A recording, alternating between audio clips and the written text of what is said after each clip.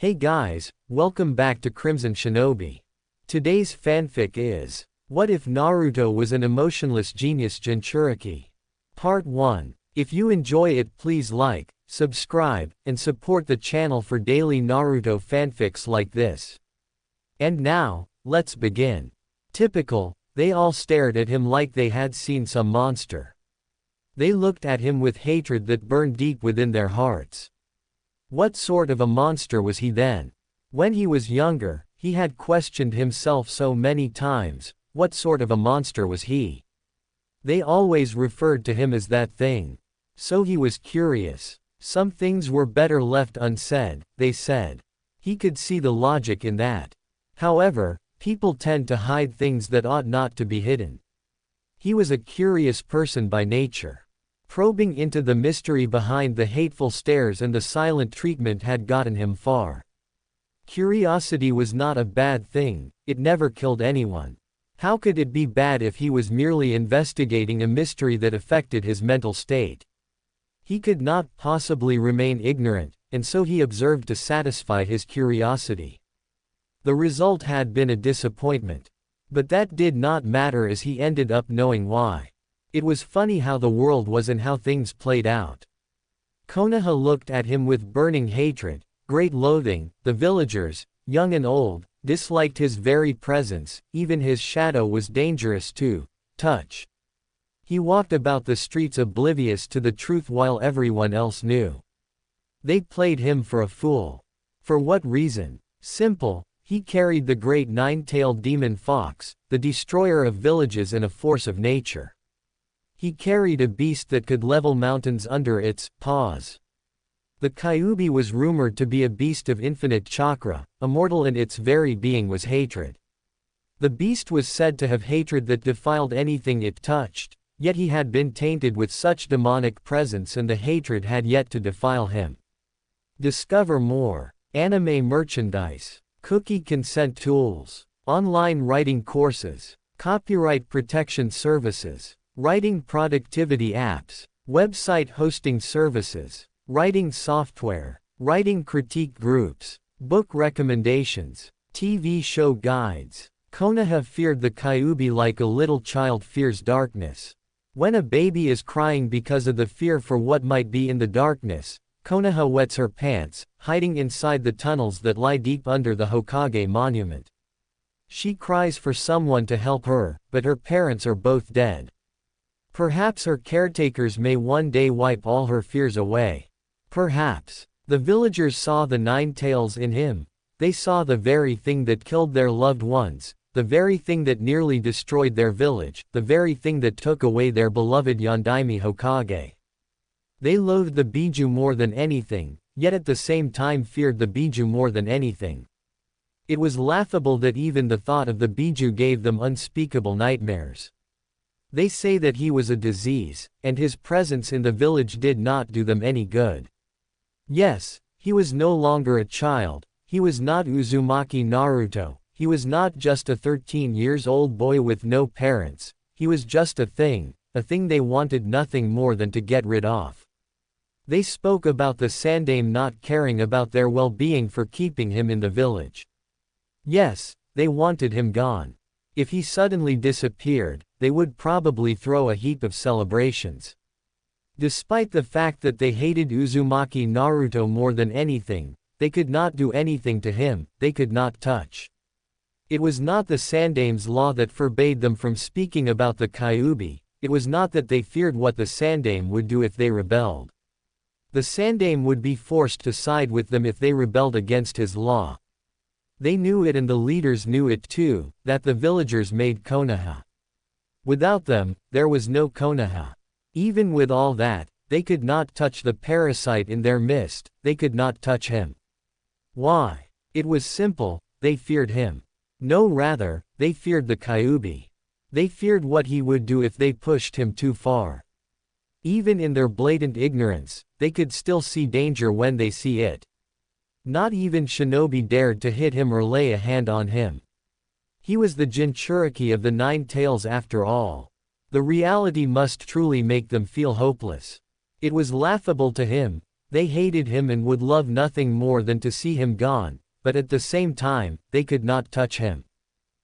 Maybe not the correct term to use. The truth was that they fear the power of the Kyuubi and would not do anything that may awaken its power. Ignorance, it worked well for him. They did not know that the power of the Kyuubi was safely sealed inside of him. Unless he felt some extreme emotions or forced it out of the seal, it could not come out. Yes, the seal of the Uzumaki worked wonders. Minato might have been the one to place the seal on him, but it was the Uzumaki clan to devise the seal. Yes, they were that good in Fuinjutsu. If they knew this reality, he would be dead by now, or perhaps living somewhere.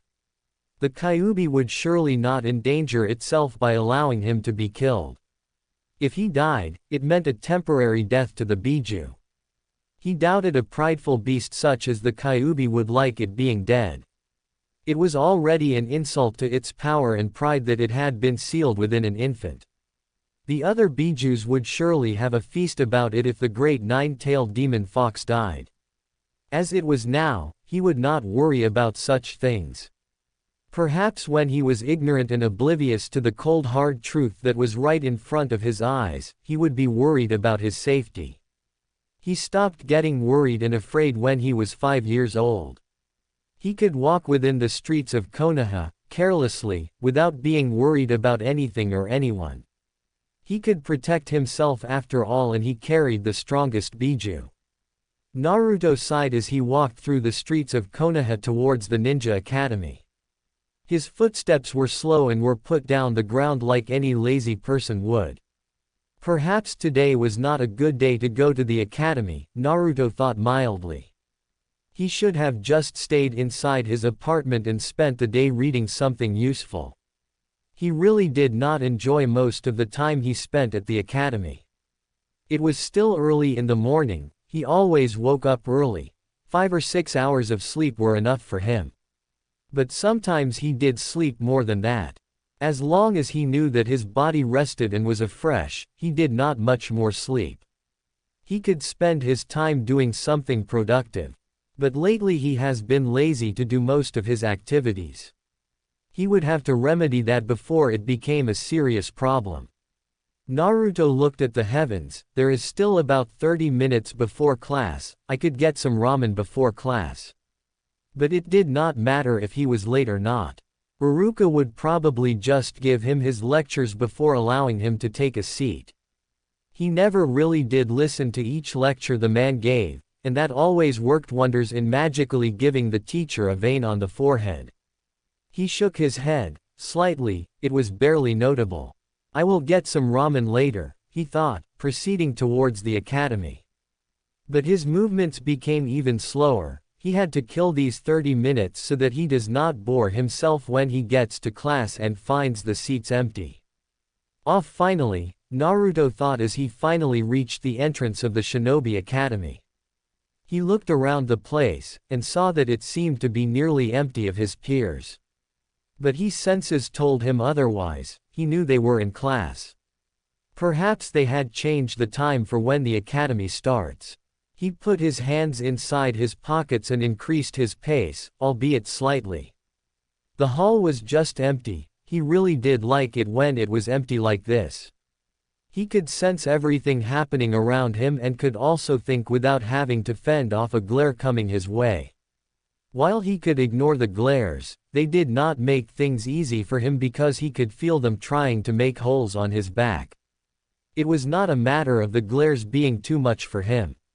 He had gotten used to them that they no longer bothered him at all. Seeing a villager glare at him changed nothing of his mood. It was the usual business and nothing too surprising.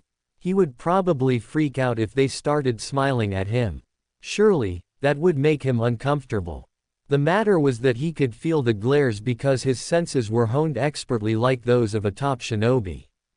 While he spent much time in the streets and forest of death, he needed to have such skills. The forest of death was a dangerous place if you were not a shinobi. One had to be always on alert for the forest that was alive could eat one alive. He used the place for surviving dangerous encounters. Perhaps he just liked the thrill of being in a place where he knew he could die. Having the Kyuubi inside of him did not mean that he could not die. No, it only meant that he could not die because of things that would kill normal people. He was not a normal person, thus he could not be killed easily. The Kyuubi could apply those high regeneration healing abilities to heal deep wounds that could kill him in seconds. He had always liked to see the expression on the beast's face when it healed him of those wounds. But the fact remained, he could die like everyone. The Kyuubi could only postpone his death, and when time came, he would disappear like everyone. Nonetheless, he was not worried about death. He did not even fear dying. He knew that death was part of life, and as anyone can be born into this world, anyone could disappear. A minute or two passed and he finally reached his class. He did not bother to knock on the door. He merely lazily opened the door with his right hand before placing it back to its rightful place. The class was packed always, and the others looked somewhat serious. Uruka was holding a stack of papers. A test. He really should give this thing some much more time. But he was going to graduate soon. How he did during the year did not matter. What mattered the most was passing the graduation exam. He had no doubt that he could pass something that silly. He had seen the exam before, and knew that it was not even a test for him. Morning, Naruto. Despite the happy tone in the instructor's tone, his narrowed look spoke other volumes. How nice of you to finally come to school. I hope it is not much of a bore to you, but we are having a test today. So, if you could so kindly take a seat, others would like to start with the test. Naruto ignored the rest of the words. Morning to you too, Uruka-sensei, the blonde-haired boy said, smiling at the Chunin. This did nothing but to make Uruka glare at him even more. Naruto's smile became nervous. I will take my seat then. The rest of the class was oddly quiet. Perhaps they did not want to forget what they had read. Taking part of this little occurrence would not have been much of a new thing for them. They usually did so when he came late or slept in class. It would be until Uruka quieted everyone down so that he could do the job he so loved without much noise to disturb him. As Naruto walked up towards his seat at the corner of the class, he felt a familiar stare coming towards. He looked at the culprit with a smile, and the girl looked away, red-faced like she had been caught stealing. It was the normal occurrence. She would stare at him while he was not looking, and when he stared back at her, she would quickly look away, looking flustered. Perhaps he enjoyed seeing the look on her face. Nice of you to finally show up, Naruto, Kiba said, in a low tone so that Uruka would not hear him. It would not be pretty if Uruka caught him talking while they were preparing for a test. He envied the fact that Naruto could come to school when he wished, but he would never admit it to anyone. His mother or sister would drag his if he decided to slack off. If I did not come, I would miss Kiba-chan ace this test, a bit sarcastic as he responded. He too, in a low tone that only the Inuzuka heir could hear. His remark only earned him a heated glare from the boy. At least I am going to pass the test. I doubt you even know that there was a test today, the boy grinned madly. But the smile on Naruto's face did not go away. Kiba grinned because he knew the blonde was probably going to fail this one. Good luck, you will need it. Naruto's smile widened slightly. Thank you, Kiba-chan, for the wish of good luck. I can now write with confidence because the great heir of the Inuzuka clan has wished me luck. Obviously, the remark was purely sarcastic. To add to the insult, Naruto gave the boy a small bow of his head. Before Kiba could come up with a retort, Uruka spoke, in a slightly tired tone, yet firm. Naruto, I am waiting for you to take a seat so we can begin, the instructor said, looking straight at the blonde. Let us just start without him. It is not like it will make much of a difference, we all know he is going to fail anyway, a boy said, deciding to break the peace within the room. This of course earned some laughters and snickers headed towards Naruto, as the comment was being referred to his record. Uruka glared at the boy. Shinji, you should not be the one talking, the Chunin stated in a stern tone. You also failed your last 2 tests. Another round of cheers. Naruto ignored it all as he went towards his corner. He took his seat and looked at the peaceful sky through the window. Iruka started talking, giving the instructions for the test. Naruto was not listening. He looked at Shikamaru, who always sat in front of him. Why did you not warn me? I wanted to tell you yesterday, but you did not come to the academy. I could have looked for you at the usual place, but when I got home after the academy, I fell asleep and woke up today. That came the reasonable response from the Nara heir. Naruto nodded. This is going to be troublesome, the blonde said, releasing a sigh. He placed his hands on the desk before resting his head on them. I hear you, Shikamaru agreed with the blonde. Naruto released a yawn. I really should have stayed at my apartment, he thought as he looked at Iruka, who had started handing out the question papers, as well as the answer sheets. The blonde took the question paper and looked at it with a bored look. He sighed. Wake me up when there is 10 minutes left, he said to Shikamaru. The Nara heir merely grunted in response. Naruto closed his eyes. I am seriously becoming a lot lazy these days. I sleep during the day more than I should be, he thought as he drifted to sleep. Hokage's office. The Sandaime frowned as he watched Naruto drift to sleep. This was becoming a problem. He had noticed lately that nothing seems to interest the blonde that much. Lately, he wore his bored expression mask more often than he wore a smile. What kind of a 13-year-old did not become interested in passing academy tests? Other kids studied hard because they wanted to become shinobi. But Naruto has not been showing interest in passing the tests or even performing well. The boy's attitude towards academy work was dismissal. Who the hell takes a nap during a test? Those things stayed on your record. To a kid, good grades meant a lot. It made him happy when he was just a brat to do well in the academy. But Naruto was showing no interest in doing well. But then again, he had his parents to make proud. Naruto had no parents. Even if he did well, there would be no one to congratulate him. The thought made his frown deepen. If only Jiraiya was here, the boy would have someone to look up to, Sarutobi thought mildly as he put his crystal ball away. He would have to do something to get the boy motivated. He recalled that the boy did not even want to enter the academy. He had even started late than his age group. He had just pushed things through so that Naruto could graduate with those in his age group. There were some young fellas. The villagers had not been pleased with his choice, but he did not budge. He was the professor after all. Is there any other way I can become a ninja without having to attend the academy? Naruto had asked the Sandaime after a week of attending the Ninja Academy classes. He had been curious as to why the blonde would ask such a question. His curiosity got the best of him and he asked why the blonde would ask such a question. The response he had been given by the boy had shocked him. Within a week, the happiness of the boy had been sucked out by the walls of the academy. He had told the blonde that he had to continue with the academy if he was going to become shinobi. But now things were not getting any better. He would have to do something quick, without drawing the villagers' attention. The council would surely give him a headache if they knew he was interfering or giving Naruto special treatment. Well, he was special, and he deserved it. But the damn fools did not have the same eyes as he did.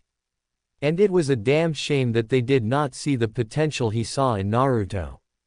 If Minato had not died, none of this would be happening. But it had happened, and there was no returning back. He just had to make the most of the situation and ensure that Naruto became a shinobi, a good one for that matter. He would ensure that he did not fail Minato and Kushina. But he was running out of options. Naruto's class would go through the graduation exam soon. He was sure that Naruto would pass the exam. He did not believe that the blonde was stupid despite his awful academy record.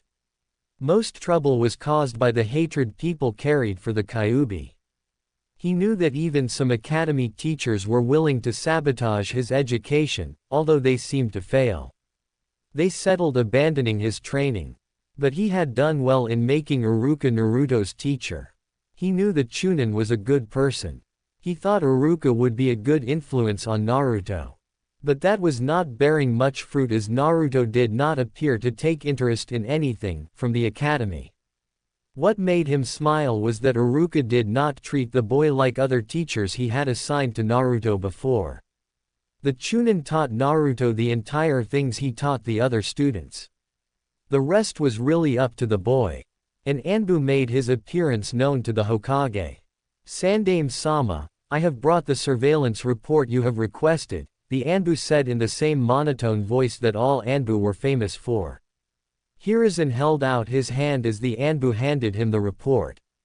Once that was out of the way, he waved his hand, dismissing the Anbu. The masked man did not say anything as he disappeared into thin air. The Sandaime Hokage wasted no time in opening the file. He flipped through the first page. It just held the name, rank and status of the subject.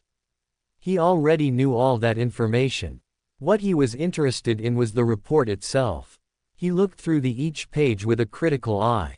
After all the reading, he closed the file and put it on his drawer.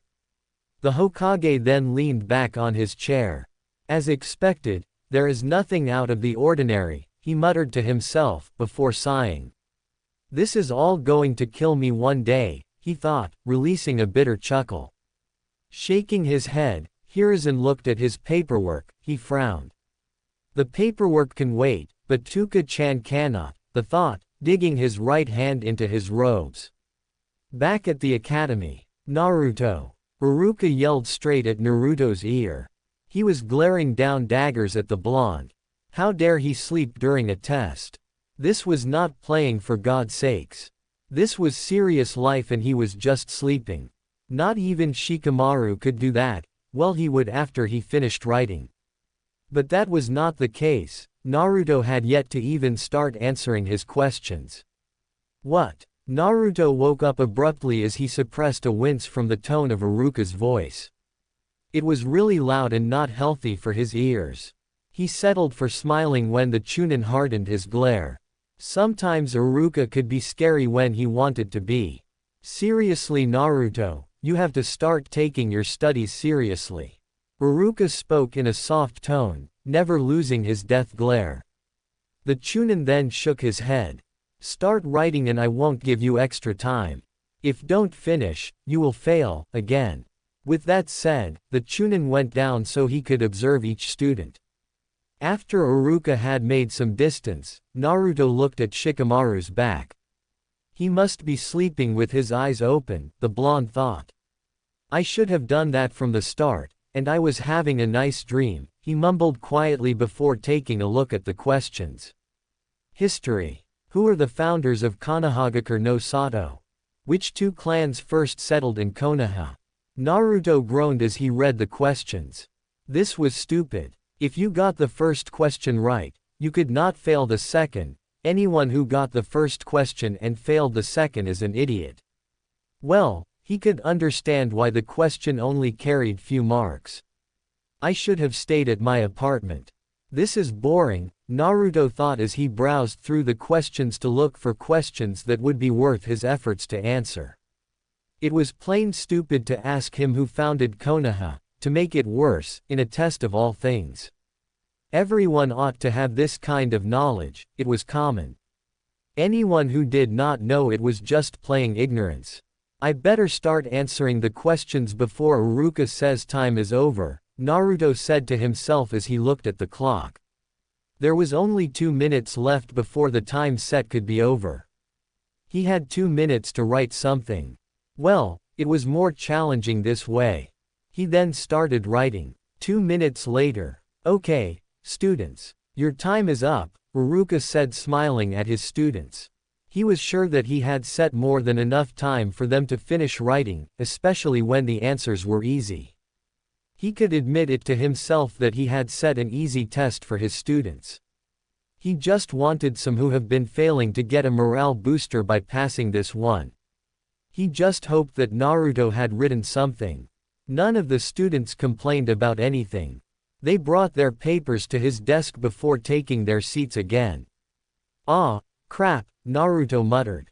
"I forgot to write my name on my answer sheet," the blonde said looking through the window. He knew Shikamaru was listening. Normally, he wrote his name before answering anything. But this time had done things differently. Shikamaru sighed. "I did not hear you," the Nara heir said, burying his face on the desk. Getting into this kind of conversation would only be troublesome, and he would rather avoid anything troublesome. Naruto was just a troublesome person. The blonde raised up his hand. Iruka was quick to notice it. "No, Naruto, you can't go home now," the Chunin said with a bit of impatience. "Where did that come from?" Naruto asked himself, hearing Iruka's response. Was the man thinking that he had raised his hand to ask if they could leave? Sighing, Naruto spoke. "That is not what I want, Iruka-sensei." "What is it then?" His impatience had now become visible to everyone in the class. Naruto could be so much annoying and troubling sometimes. He had many students to deal with, but he had never met anyone who could be as frustrating as the blonde. "I forgot to write my name on my answer sheet," Naruto said, scratching the back of his head while he gave Iruka a nervous smile. There were a couple of snickers and some mutters of idiot or something along the lines. But the blonde ignored it all. He did not care much for what the kids thought. They understood nothing, and only played the ignorant children. "Fine. I will write it for you when I mark the papers," Iruka responded quietly. He knew Naruto's handwriting and would never mistake it. He also knew that he would be able to find Naruto's paper easily, given that there was bound to be gaps of unanswered questions. Iruka sighed as he looked at Naruto. The blonde was already looking through the window. "You can take an hour break. You will return to class after that, and don't take much time. Everyone can go now, except for you, Naruto. You have already taken your break." Naruto sighed as he watched his classmates leave class through the reflection on the window. It was still morning, there was no need to go outside. He would leave if he had to take some time to eat, but he knew the mates who went outside were just going to be babbling about this and that. Sometimes he thought he was stuck in a 13-year-old body. He could not find himself enjoying the usual conversations his age group had. They bored him more than anything. Well, given this time, he may as well read something. "You are not going out," Naruto said to Shikamaru, who was still sitting behind his desk. He looked like he wanted to get back to sleep more than anything. He noticed that Choji had also not left the class. Then again, Choji was wherever Shikamaru was. "No," the Nara genius responded, lazily. "If I go out, I won't return. And my mom is going to be troublesome if I end up ditching class because it was too troublesome," Shikamaru said quietly. Even the thought of his troublesome mother gave him a headache. "You will never stop fearing your mother, will you?" Naruto questioned, smiling at his classmate. It was amusing that out of everything in this world, Shikamaru feared his mother more than anything. It was also apparent that even his father was afraid of his mother. The Nara heir had no shame in making mention of that. He would probably never know, since there was no mother in his life, his mother was already dead. So there was no experiencing any of that. Shikamaru was not the only one who was afraid of his mother, even Kiba was afraid of his mother. Well, he could understand why the Inuzuka would fear his mother. The woman was crazy. He had seen her couple of times. And she had no problems embarrassing Kiba in front of everyone. Sometimes he felt pity for the Inuzuka. No, scratch that, he did not. It was downright amusing to watch. Overall, the kids say that mothers were scary. He did not know any other, and would never see any of that. His own mother was resting in the afterlife. He could only hope that she was at peace. "Maybe you should see her one day, and you will know what I am talking about," Shikamaru said in a low tone. He was careful not to say anything that would remind the blonde that he had no parents. It would not be a good thing to sadden his classmate. But then again, he had never seen the blonde sad before, never. There was always a smile, sometimes it was neither happy nor sad. His eyes only reflected boredom, sometimes curiosity. I will pass on that, Naruto said as he took out a small black book and started reading it. Shikamaru narrowed his eyes at the book. Its cover was just pure black, and had nothing written on it. He had never gotten a glimpse of what was inside it. One thing was obvious though, Naruto always carried the book wherever he went. I thought you would be out eating, Choji, the blonde said, his eyes firmly on his book rather than on Choji. If I went out to eat now, I won't have anything to eat in the normal break, Choji responded calmly. But you are eating right now. Shikamaru pointed out looking at his friend. Choji shrugged. These chips are just the extras I came to school with just in case Iruka-sensei gave us a break after the test. And it turned out I was right to bring this bag along. My stomach would have been throwing a fit of groaning if I did not have this bag. Nothing further was added to that. Shikamaru merely closed his eyes as he prepared for napping, again. He had nothing to do. A nap was the best he could do. Choji continued eating his chips calmly, and in silence. As for Naruto, he continued reading his book silently. He read it until the others finally came back and took their seats. Iruka then came back to class, wearing his usual smile. Okay class, we are going to return to the usual schedule, Iruka stated looking at his classroom. I am waiting for Mizuki to get here so we can begin. He paused for a moment. He was supposed to be here by now, the man said to himself than to anyone. That did it for the class. They started making noise as they waited for the assistant to arrive. Mizuki was usually the one to assist during test and practical exercises, in the training ground. Naruto held no love for the Chunin, the man hated him. He could see through that fake smile he always plastered when he looked at him. There were times when he hated smiling at the man. His hatred was blatant, and he could not hide a damn thing. Some people did better in hiding their hatred. But the man was a failure in that regard. Mizuki will teach you for the next hour, Iruka said. The man then started talking. He was teaching more history. Sometimes he thought that Iruka only gave the man an opportunity to teach history just to mess up with the man. History was damn boring. He hated learning it, especially since he learned all of Konoha's history when he was just 7 and that was 6 years ago. Spending his time listening would only bore him. The worst part was that the man taught history wrong. He did not even bother to make it worthwhile. And so, Naruto drifted off to sleep. Later, he looked at around the streets with a bored look on his face. They looked as lively as always. Deep inside in that liveliness was deep hatred that disgusted him. Of course, the hypocrites of this village did not please him at all. He felt disgusted just by looking at them, and if it was not for the fact that he embraced the hatred, he would have very well spat on their good-for-nothing hypocritical faces. Someone hit him. He had sensed the person coming towards him, but he had not thought the man would actually bump into him. The hit was enough to send him tumbling backwards. But of course, he could have maneuvered that. However, people were not expecting a 13-year-old to actually do something like that. And so he hit the ground on his back before looking at the man. Watch where you going, scum, the man ground out with as much as venom as he could muster. Naruto raised a ghost brow. The man had been the one to hit and actually moved towards him, hitting him on purpose. For a second he was tempted to curse the man and give him a chilling glare. But he settled for scratching the back of his head, while smiling nervously. Sorry, mister, he said apologetically. You better be, the man said, walking away. Naruto almost looked amused when the man said that. He knew that behind the growl was barely hidden fear.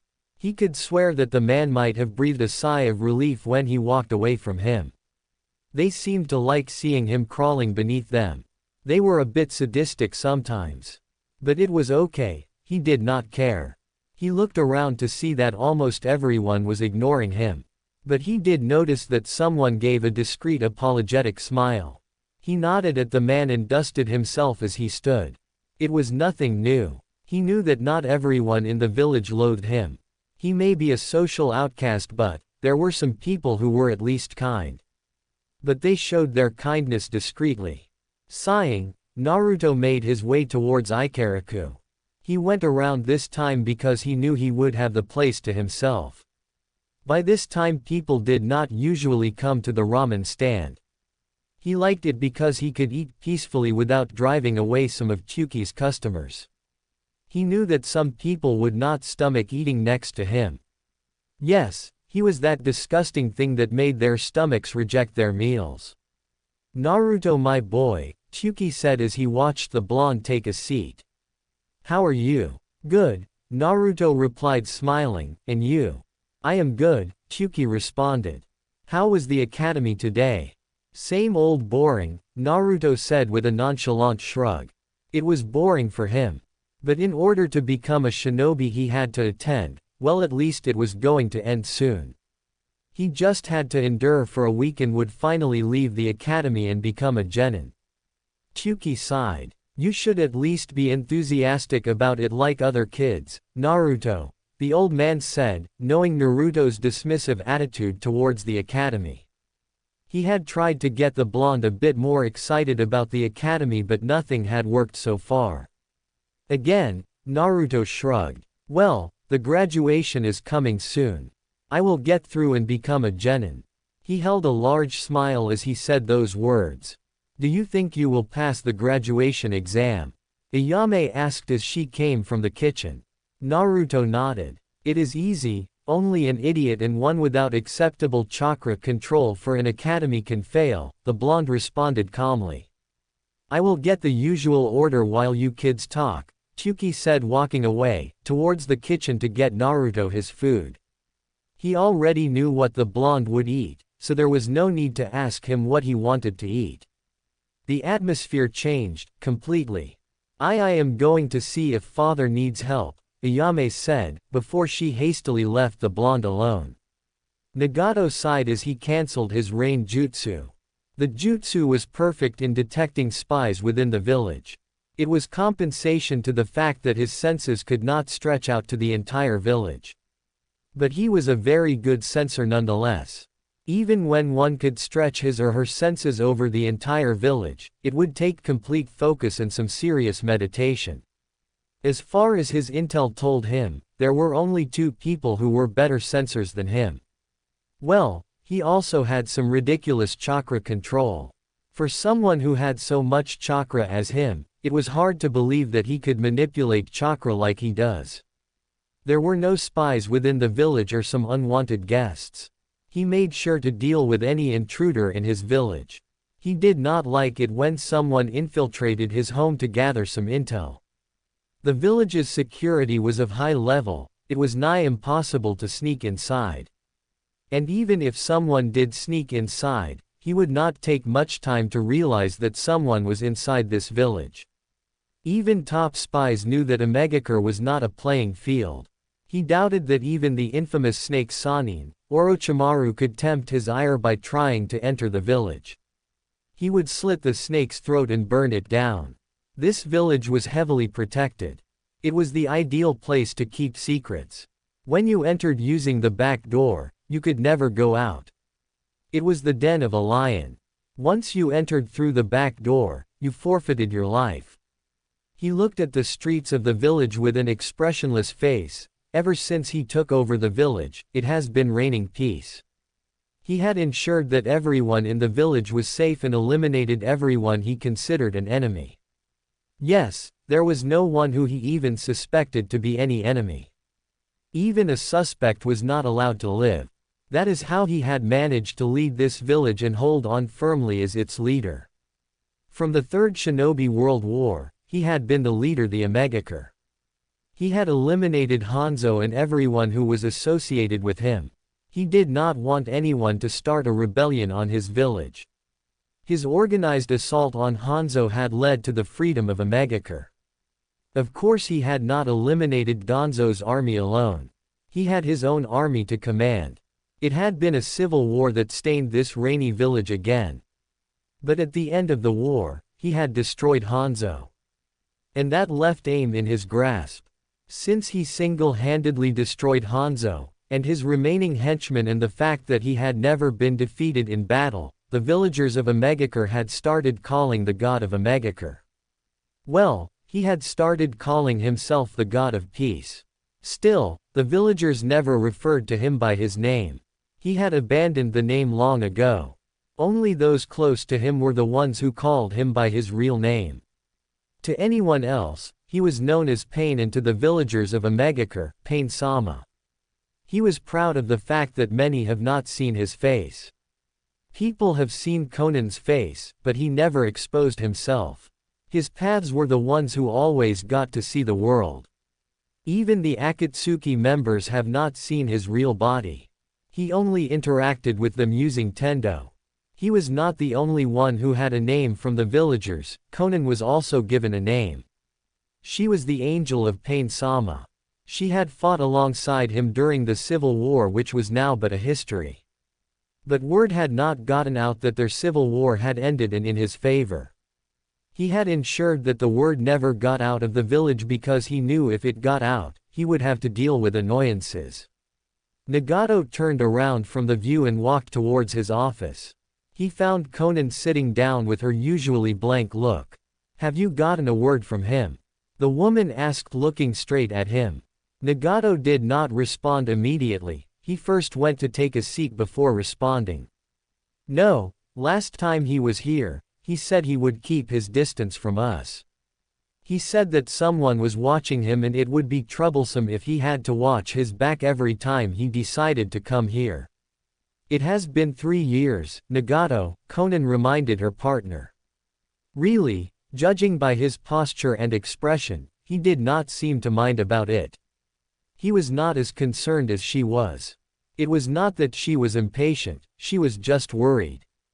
"I know," Nagato responded blankly. "It has been 3 quiet, long years. Ever since we dealt with the Obito issue, we have had little to do since the village was already stabilized. And the Akatsuki has been quiet. I have yet to speak to any member in 4 years." Conan nodded. "Well, that is not anything unusual," she said, referring to the fact that Nagato has not been in contact with any Akatsuki member. Sometimes they could go for about 5 years without contact. But when he called, it was back to business. "How are we going to deal with Obito issue? The time for moving again is coming soon. Itachi and Kisame are the only ones who know about him, since both were recruited by him. But Kisame is the one who has seen his face, Itachi did not, he only suspects something. Those two are the only ones who need to be spoken with since both will be curious as to why he has not made any contact," Nagato said, before pausing for a moment. "They will be told of what happened, and if they have a problem with it, they will be eliminated." Conan nodded, not feeling anything to the fact that Nagato was speaking about killing both Itachi and Kisame should they rebel because the one who recruited them is no longer in this world. Akatsuki did not accept anyone who betrayed them. I doubt Itachi will have a problem with it. The one who might have some reactions would be Kisame. I doubt he too will do anything rash, but of all the members of Akatsuki, Kisame was the only one who knew the goal Obito had for the organization. Nevertheless, he was not worried about it. "It would be a pity if we lost them though, they are both useful to the Akatsuki. No one could probably replace them should we lose them. Have you already drawn plans for when we start moving again?" "We will not be moving in the same direction as we were before he came," Conan said. She was not the one with the dream. She was merely a pillar that supported the dream of Nagato and Yahiko. The latter had once said that Nagato was the one who would take Akatsuki to new heights, but it appears that Nagato always wanted to follow someone. Well, at least now he was not exactly following someone. We have already discussed the important details with him," He watched Conan carefully to see how she would react to this revelation since she was not there when plans were made. She was busy cleaning up a mess they had created while dealing with Obito. He got a raised brow from the woman in response to the revelation. When did that happen? It happened after we removed Obito. That was when he said he would not be coming here, Nagato responded carefully, so that he would not have Conan think that he was keeping secrets from her. He did not like doing something like that to her, especially given their history together. Conan nodded. I am expecting a delivery. With that, she stood up and left the office without more words. Nagato did not say anything either. He did not even watch her leave. He just drifted off to his thoughts. Konoha. The Sandaime sighed as he leaned back to his chair. The graduation was coming soon, and he wanted to pick the best sensei for Naruto should the boy pass his graduation exam. He wanted someone he could trust explicitly. Someone he knew would not drive the blonde into the forest to get him killed. If he got a Jonin that held hatred for Naruto, he would have made a grave mistake. That person would surely leave the blonde to die if the opportunity presented itself. There were a few Jonins he knew would not bring harm on Naruto, purposely. But he needed one that would be suitable for the kind of training the blonde would need. He also needed someone who could handle the blonde and subdue him if it came to that. He had no doubt that Naruto may one day be able to access the chakra of the Kyuubi, so he wanted someone who would be strong enough to deal with it. He just hoped that something like that would happen before he had told the blonde about his status as a Jinchuriki. As far as he was concerned, the blonde was oblivious to the cold hard truth. He had never told him and forbade anyone in the village from even saying the Kyuubi. If one broke such law, death awaited. With the surveillance he has kept on Naruto and his very actions, he was positive that no one had told him about. Even though the blonde was not stupid, he doubted that he would have discovered the truth on his own. It would be something to dread if Naruto found out on his own and kept that fact from him. It was at times like this that he was thankful that the blonde did not come from the Nara clan. It certainly would be a disaster if the blonde suddenly says, "I know." He would probably have a heart attack if that happened. But just in case, he has put plans for damage control should something like that come to happen. The chances were low, but it never hurt to be on the safe side. Especially since he got the feeling that things may not be as they appear. Shaking his head, Sarutobi motioned for an Anbu to appear before him. "Get me Kakashi," with force. "Hi," the Anbu saluted before disappearing into thin air. Sarutobi knew that it would not be an easy thing to find the retired Anbu. The man could hide his presence very well, especially since he once was one of Konoha's top Anbu. The man was somewhat of a legend within the Anbu division. Added to that, the man would take his sweet time to get here. Sometimes he had to use force or remind the Jonin who he was. He may be old, but he was no weakling. 30 minutes later a disgruntled Kakashi appeared in the office. The Sandaime almost chuckled seeing the look on the man's face. Almost being the key word. "You called, Hokage-sama." As always, the man looked like he would rather be somewhere. But the Sandaime did not read much into that. "Yes," the Hokage said, taking out his pipe. If he was going to have this kind of conversation with the Jonin, it was best settle himself with it. He lit it and puffed out some smoke before fixing Kakashi a look. "Has something happened?" Kakashi questioned, seeing the look on the Sandaime. The look only meant serious business. So, he was curious. He would be ready for action if his services were required. "No," the Sandaime responded, shaking his head slightly. "It is about Naruto." Silence greeted the office. "Has something happened with him, Hokage-sama? Or do you wish for me to keep an eye on him?" Kakashi asked a few questions. Normally that was what the Sandaime would request of him when it came to Naruto. He knew that the Sandaime trusted him with Naruto's safety more than anyone in this village. "No," Nothing has happened with him. The Sandame brushed away Kakashi's concerns for the blonde. What have you heard about him aside from anything that relates to it? Kakashi looked thoughtful for a few moments before he finally responded. I often hear other academy students calling him a weirdo, and a failure. I also heard that he has never passed a test since the year began. Why do you ask, Hokage-sama? The Sandame nodded to himself before responding. I will skip the weirdo part and get to the failing part. Have you really observed him while he is at the academy? Kakashi shook his head. No, not really. Do it until the graduation. It is coming soon. Naruto's class will graduate this June since they were supposed to graduate last year December. Until then, the graduation exam, you will tell me what you have discovered. Hi. Is there anything else? The Sandame shook his head. You are dismissed. You will talk much with me after you give me your report. Kakashi nodded before disappearing. Danzo chose that moment to appear in the office. Hiruzen narrowed his eyes. He had stopped talking because he had sensed the men appear.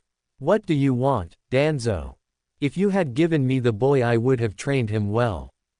But it is not too late, Danzo stated, looking straight at his childhood rival. Not this again, the Sandame thought, feeling all his energy leaving him. He really was becoming tired and too old for having this kind of conversation with Danzo. The man was relentless and it was starting to get on his nerves that the man kept coming.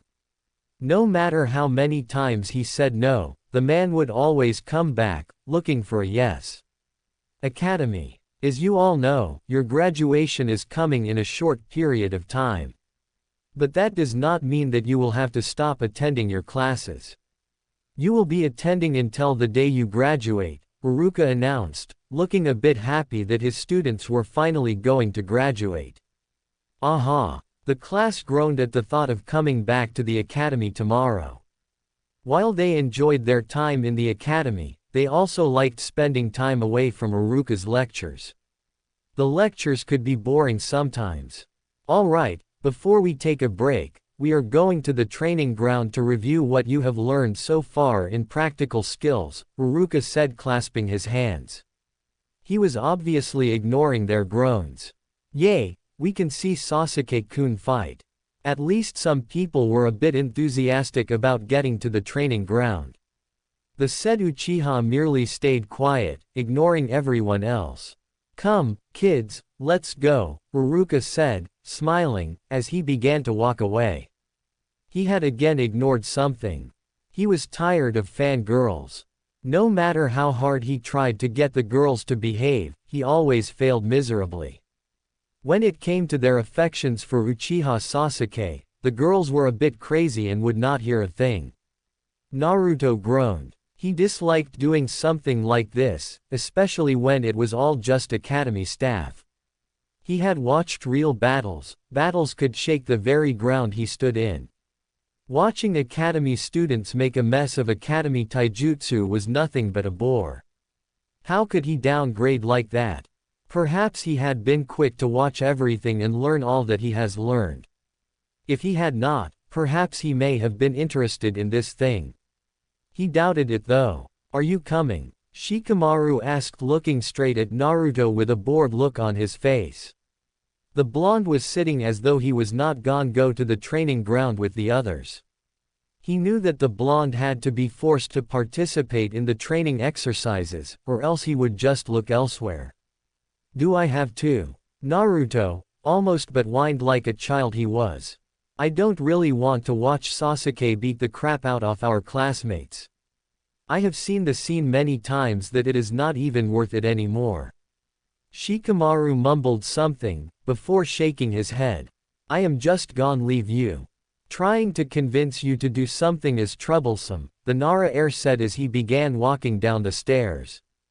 You know, Naruto, if you don't go now, Uruka-sensei is just going to come back here and drag you like last time, Choji said, following his friend from behind. Sometimes, Naruto did it worse than Shikamaru. Perhaps the difference was that Shikamaru was just lazy, while with Naruto, nothing just seemed to interest him. Naruto groaned again, before looking through the window, for a few moments. Well, it can't be helped. If I don't go, Ruruka will probably drag me by my feet towards the training. And I don't want to mess my pants, I just bought them recently, the blonde mumbled to himself as he followed his classmates. He finally reached the training ground and found the others standing, prepared for anything. Naruto looked up at the trees not far away from the training ground. Oh, God, not another one, he thought irately. Well, at least this one is a little interesting than rest. But by the end of the day, he will have bored me already, he got a bit sad at the last thought. While all the thoughts played inside his head, his expression remained indifferent. He was just staring far behind the trees, like he was not interested in anything. The person at the tree had thought he had been seen, but when he saw that the blonde's eyes were not directed straight at him, he sighed in relief. It seemed that the boy was just diverting his attention elsewhere so that he did not have to be tormented by Uruka's lecture.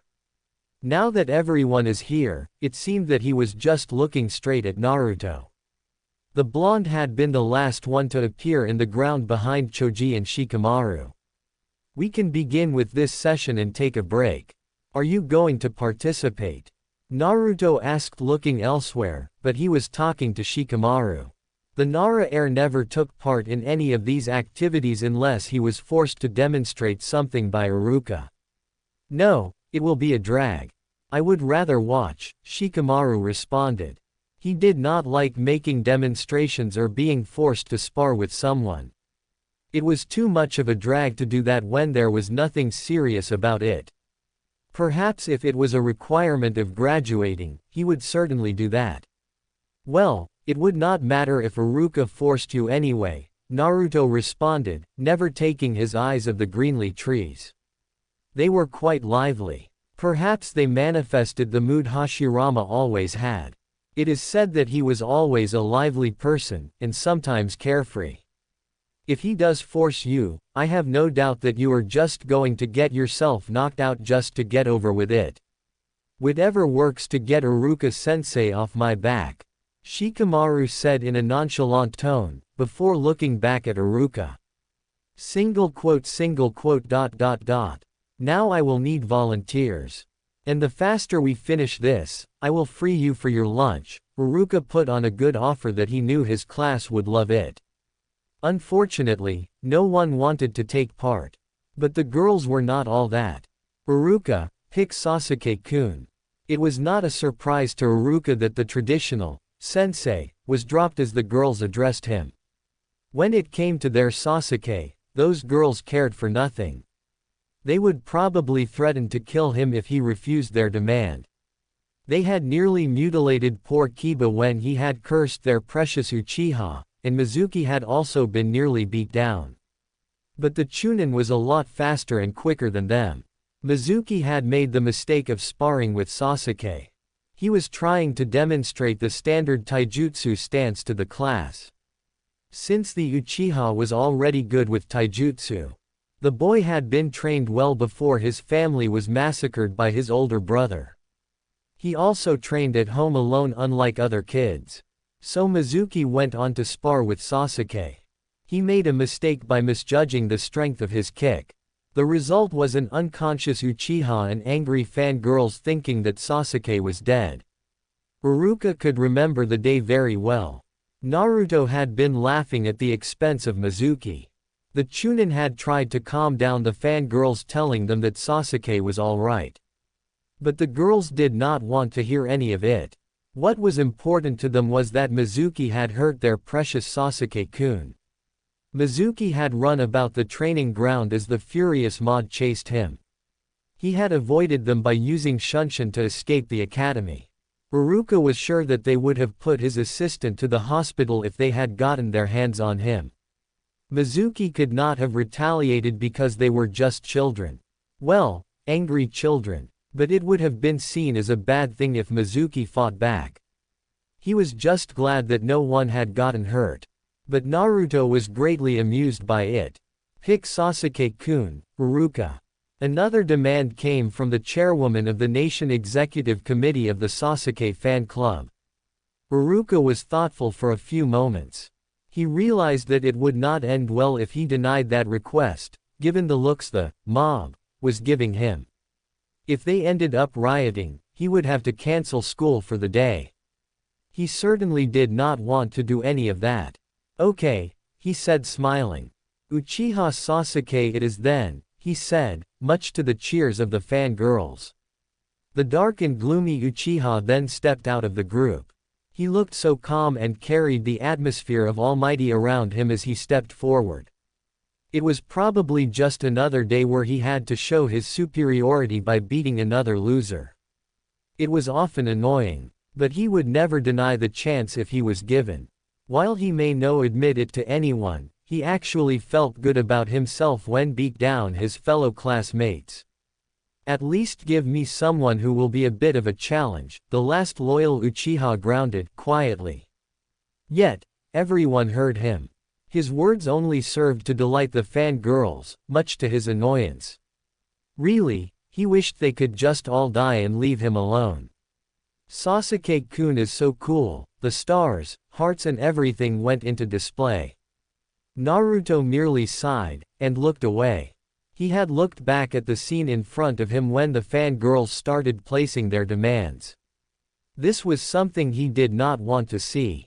Well, it was amusing back then, but now it was just annoying.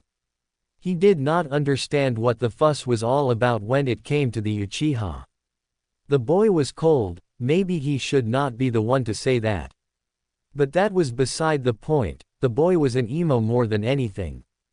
But, he was not much interested in the boy anymore. Any interest he had was lost already. Isn't someone going to go on and take on the emo? Maybe when someone finally beats his, he will stop being so damn almighty, Kiba said looking around at his fellow males. There was also the fact that the Uchiha took all the attention of the females. If he got beat, it might make the girls lose all their obsession with him. Naruto, why don't you do it? Shikamaru asked, with slightly narrowed eyes that only the blonde could see. Naruto shrugged. Nay, I doubt that I can land a hit on the great Uchiha Sasuke. You are damn right about that.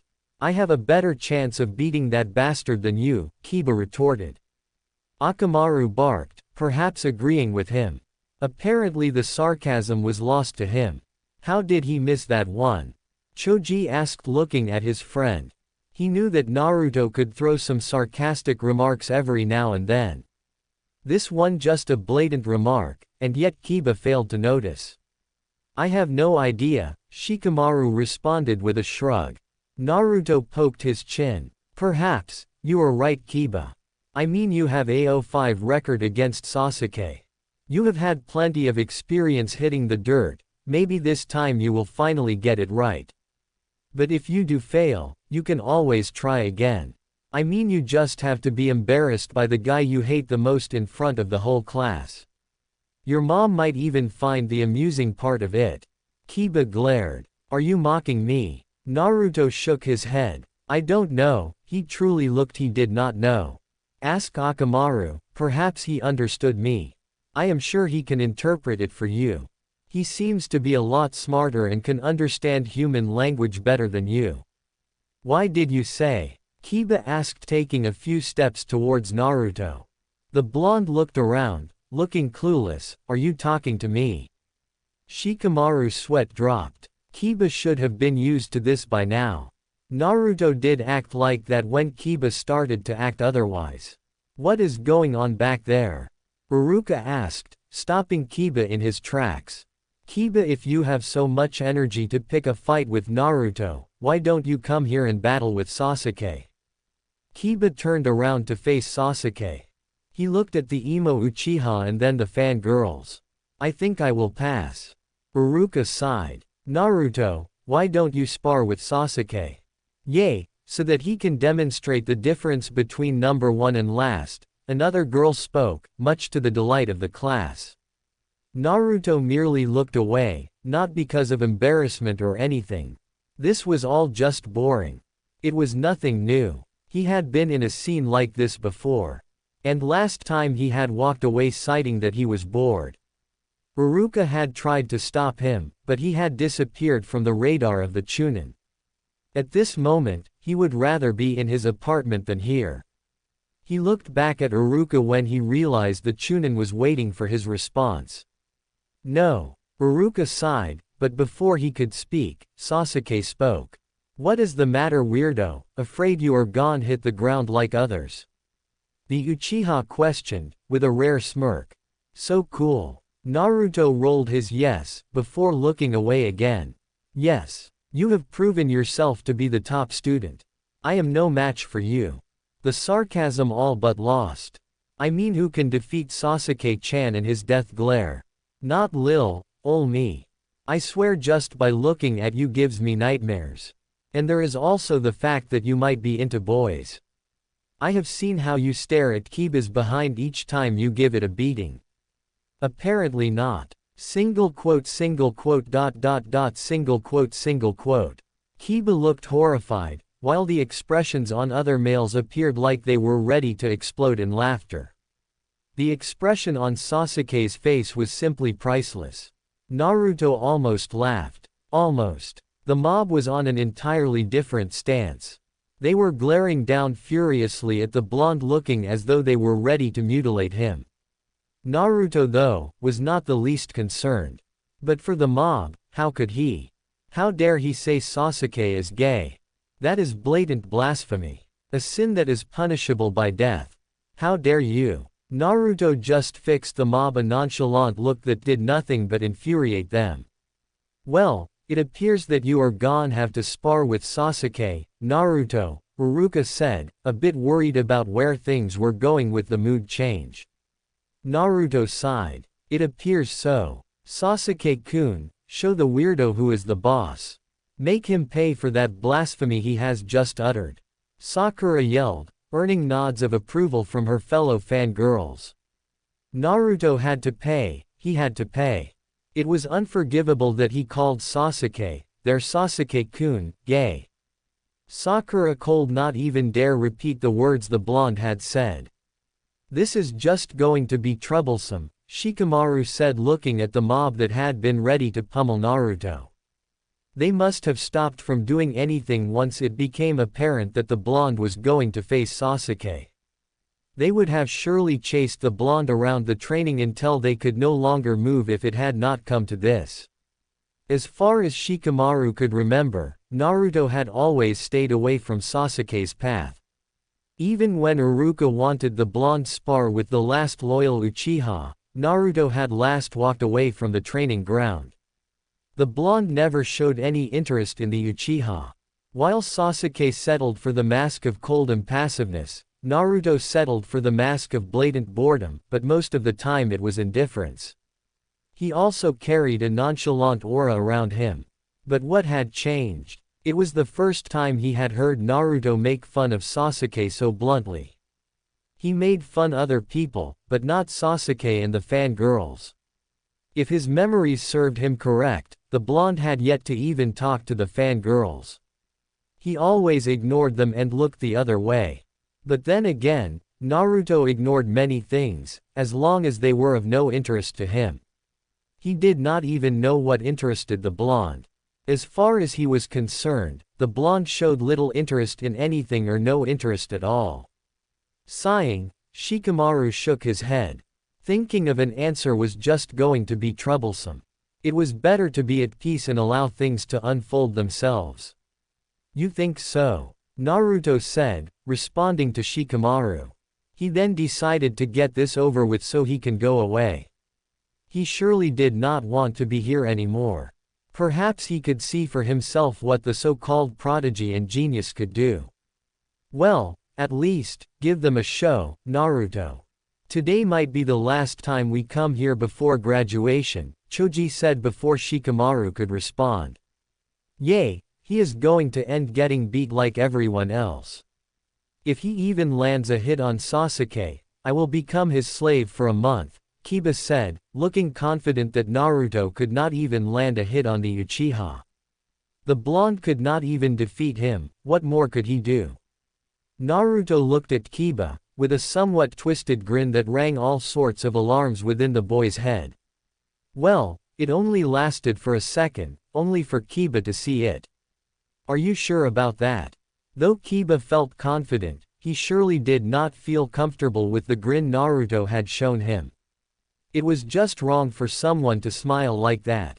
He was sure even Sasuke would feel sick if he saw a smile like that. No. Naruto sighed, how disappointing. And I was looking forward to having you as my humble slave, the blonde said walking towards the waiting Uchiha. He certainly did look like he was disappointed. The look of indifference returned in full force as he went to face the number one in the academy. Remember that this is just a sparring session. Nothing too damaging. The message was clearly addressed to Sasuke since he was the one who has showed more skill than any of the students. The Uchiha was also quite brutal, he did not want anything hurting being done to Naruto. Sasuke nodded, quietly and settled to giving Naruto his famous cold mask of indifference. What infuriated Sasuke was the fact that Naruto did not even flinch. He just continued to have that look of blatant boredom. He did not seem to be interested in anything. If Sasuke was not mistaken, the blonde was not even looking at him. That look of nonchalance may seem like it was looking at him, but it was not the case. He was not looking at him. It felt like the blonde was looking down on him. How dare he? The thought infuriated him. Who does the weirdo think he is looking down on him? No one did that to him. Naruto could see Sasuke's jaws clenching in anger. He silently shook his head. He had yet to say anything and the Uchiha was already grinding his teeth. What more would he do if he does open his mouth? Okay, you can start now. Iruka said, giving the boys the green light to start the session. Naruto did not move. He merely folded his hands across his chest, before looking elsewhere. Gah! One of the fangirls growled, pulling her hair. The audacity of that weirdo. He is trying to look cooler than Sasuke-kun. Sasuke-kun, you cannot allow something like that to happen. It is unforgivable. For once Sasuke agreed with the fangirls. He smirked as he got into a stance. Yet Naruto still looked away from him. He even let loose a yawn. Sasuke glared before calming himself down. He rushed towards the blonde, but grew even frustrated when the blonde did not even turn his head to face him. He stopped in his tracks with his fist close to Naruto's face. The blonde did not even twitch. Naruto raised a brow as he turned to face Sasuke's fist. Aren't you going to hit me and get this over with? Sasuke glared. You are not doing anything to defend yourself. You just want me to knock you down so you can get this over. The Uchiha spoke in a cold tone, clear that he was not the least amused. I see. I shall end this then. In an instant, Sasuke was down on the ground, hitting dirt, while Naruto was walking away. No one actually saw what happened. Perhaps it was because no one was expecting Naruto to attack. Even Kakashi, who was watching from afar, blinked in surprise. He did not see that happening. This second Sasuke was standing still ready to attack, and then the next, the Uchiha was eating dirt with Naruto walking away from him. What the hell? Sasuke yelled uncharacteristically, getting up from the ground. What the hell just happened? The fangirls yelled, echoing everyone's thoughts. The Sandaime was asking himself the same question. If he had been expecting that, he would have seen that. Can we get a replay for this? Kiba yelled. That weirdo could not have put the Uchiha on the ground. I must be dreaming here. Iruka-sensei, tell me that this is all just a prank. I am afraid that is not the case, Kiba. Iruka responded quietly. He was not expecting that to happen. He too was a bit shocked by the turn of events. Sasuke charged at Naruto while the blonde had his back turned against him. He delivered a hard kick on the blonde's back, before moving down swiftly to a leg sweep. The attack got the blonde and forced to hit the ground on his face. The Uchiha stood proudly, after exacting his revenge. This was much to the delight of the fangirls. Naruto sighed as he turned around to face the sky. I should have expected that, the blonde muttered to himself, looking all but bored. He was not hurt or anything. He was just finding it to be a task to get up after the Uchiha's dirty trick. Well, he had also played dirty when he tripped the dark-haired boy. Sasuke-kun is so cool. The weirdo had cheated to trip Sasuke-kun. Naruto rolled his eyes, while still lying down. Foolish girls, they did not understand the shinobi world. The world was not fair, nothing was fair. Well, he could not expect children, fangirls, especially to understand the real world. These girls wanted nothing more than fun with their Sasuke-kun. It would be a drag if he ended up getting stuck with one of them in his genin team. Okay, class, you can take your break, Iruka said, particularly to one, since no one was listening to him. The Chunin sighed and went to Naruto, who was still on the ground. He held out his hand to the blonde. Come on, let me help you out. Naruto took Iruka's hand and got up. Thanks, he just found the words coming out of his mouth. Iruka smiled at him, warmly. Are you hurt? The Chunin asked with some concern in his tone. What Sasuke had done was not allowed. He had been slow to act because of his shock. Regardless, he should have expected it from the Uchiha.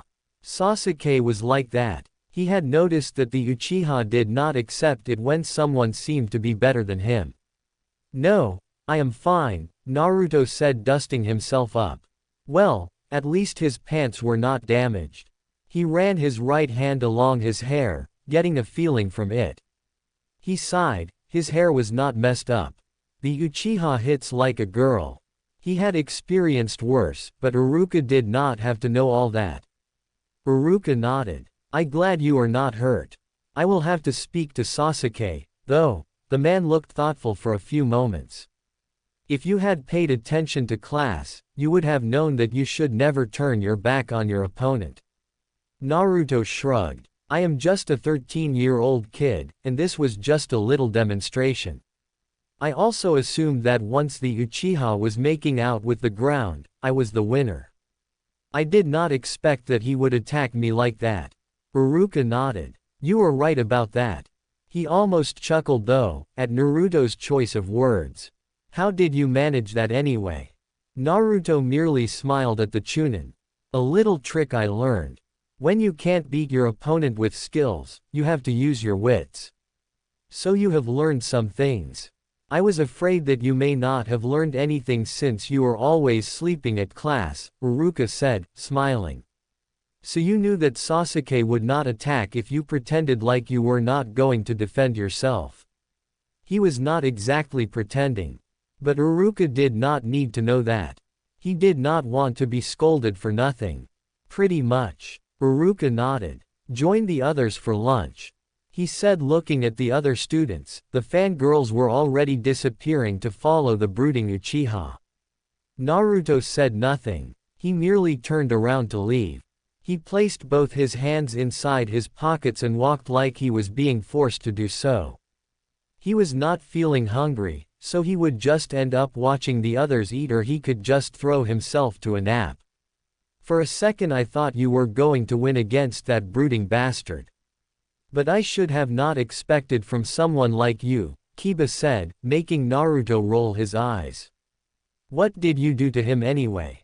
Naruto shrugged. Go away, Kiba. Akamaru wants to feed you. That was all said in a nonchalant tone.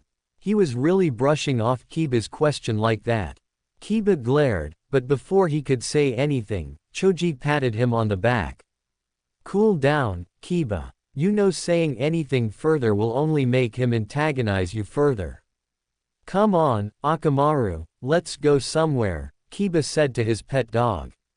He held no ill feelings towards the blonde. They just played like that. Sometimes he won some rounds, sometimes he lost badly. But he would get back at the blonde. Why do you enjoy picking on him anyway? Shikamaru questioned. It is easy and it amuses me when he becomes infuriated. His retorts are always amusing, Naruto responded with a nonchalant wave of his hand. Shikamaru could not deny that, and so he said nothing further on the matter. You really did pull a fast one on Sasuke, the Nara said calmly. He could guess what the blonde had done, but he had to have been fast to pull it off. Thinking much about it would be a bother. You know, I know for a certain that you could have dodged that attack by Sasuke. Naruto shrugged. It would have been a drag to do so. Not so surprisingly, Shikamaru seemed to nod in agreement with what Naruto had said. Where are you going? To my apartment. I need to change my shirt. This one has some dirt that is glaring at me, Naruto replied, walking away. What a lame excuse to ditch class, Choji said, knowing that Naruto just wanted to go home. Even Shikamaru nodded at this. Naruto was not a neat freak. But he did like his things clean. If there was a way I could ditch class without my mom knowing, I would be leaving with you. This day has been rather dull and I don't see it improving. Shikamaru said, walking away with Choji towards their usual spot. Naruto said nothing as he started walking away from the ground. He was just going to his apartment to do something useful, or sleep. He sighed when he sensed something. Naruto, where do you think you are going? Iruka called out, staring at the blonde. He really did not want to have Iruka searching for him around the village. He just had to endure. Nowhere, he said turning around. He better go around relaxing on his lonely tree. I thought so, Iruka said, smirking. You better not think of leaving while I am not looking. I will find you wherever you run off to. The academy teacher stated, going back to his class to deal with some things. It would be a drag if I leave now, Naruto muttered to himself as he climbed the tree like any academy student. He sat on a branch. Reading my book seems like a good option. Well, at least he has a good hobby, Kakashi thought looking from afar. I do wonder what he is reading though. Still, it was hard to believe that the blonde wanted to be a shinobi when he showed absolutely no interest in academy work. Perhaps he just found it boring rather than anything. I am going to call it a day, the Jonin thought before he disappeared from his location. He did not think that there will be anything happening for the day. And he thought he had seen enough. He probably won't be watching the blonde tomorrow. Naruto closed his book when he felt Kakashi disappear. I wonder what the Sandaime is planning, he thought silently. He then shrugged. I doubt it is anything interesting. He opened his book again, and continued reading. The parents loved their children very much. It was a wonder to Naruto how they could show so much love to their children, and yet show hatred that was just pure annihilated. They could smile to their children, and then they saw him, they would lose their smiles. Sometimes it was amusing when some parents would pull their children closer to themselves, as if it was for protection. Perhaps, they feared the outcast would violate their children. They could not protect their children if he wanted to violate them, yet they made the effort. Laughable. It was also a bit sad, though. He was not alone in his life. He had people he knew he could trust with his life. But at the moment, he could not see them. This meant that he was probably alone at the moment. But it did not matter. He may be still young, but he enjoyed the time he had to himself. Sitting within his apartment was not a bother. Especially when he knew that he was not alone. Well, technically, he has never been alone. From the day he was born, he had the Kyuubi sealed within. Everything that he knows, the Kyuubi knows. He even shared his mother's body with the Kyuubi while it was still sealed within her. From the day he started to form within his mother's womb, the Kyuubi had always been there. Even now, the Biju was somewhere inside his gut, probably taking a nap. Even when he knew that Biju was inside of him, he had never talked to it. It was not because he could not. He just did not bother. For now, he had nothing to say to the Biju. But he would soon have something to say to the Biju.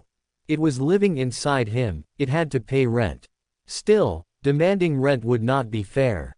It was not the Kyuubi's choice to be sealed within him.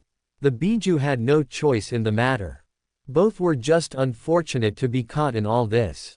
But they just had to make the best of the situation. Possibly the only thing the Kyuubi cared about was getting out of its cell, hence he never visited. Why is that thing looking at me and my son? Naruto read those lines within the expression he got from a certain lady. It was a little insulting to be called a thing. Being a thing meant that his status as a human was removed. A thing was an animal, not human. It was right, before the eyes of these people, he was not a human, he was not a child. Naruto shook his slightly, and continued his way towards the academy. He could hear some sigh of relief as he walked past the parents. Sigh, I thought it was going to talk to me. I don't know how you can stand around it your whole day, son. I can't even picture standing beside it for a minute, because of this, mommy I'm proud of you.